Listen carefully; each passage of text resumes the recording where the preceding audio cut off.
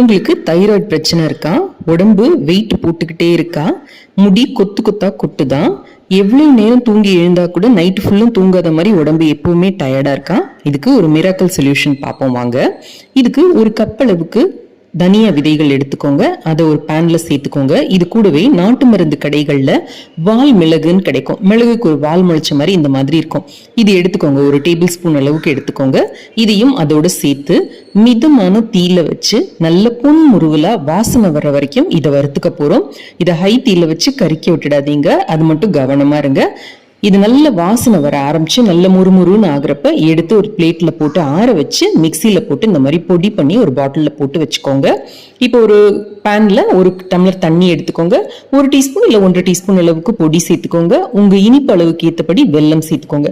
வெல்லத்துக்கு பதில் பனங்கற்பட்டியோ இல்ல நாட்டு சர்க்கரையோ கூட நீங்க சேர்த்துக்கலாம். சேர்த்துட்டு இந்த மாதிரி வடிகட்டி எடுத்து வச்சுக்கோங்க. கொஞ்சம் ஆறுனதும் இதை குடிங்க. காலையில இதை வெறும் வயிற்றுல குடிக்கணும். அப்பதான் எஃபெக்டிவா இருக்கும்.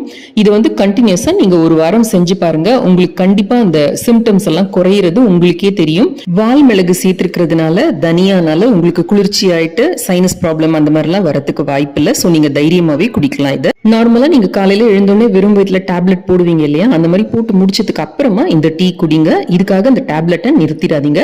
ஒரு 1 வீக் 10 டேஸ்ல உங்களோட சிம்டம்ஸ் எல்லாம் நல்லா குறைய ஆரம்பிச்சது, உங்களுக்கு நல்ல குணமாயிடுச்சுன்னு தெரிஞ்சதுக்கு அப்புறமா டாக்டரை கன்சல்ட் பண்ணி ஒரு பிளட் டெஸ்ட் எடுத்துக்கிட்டு அதுக்கப்புறமா அவங்களோட ஆலோசனையின் பேர்ல நீங்க மாத்திரைகளை குறைங்க.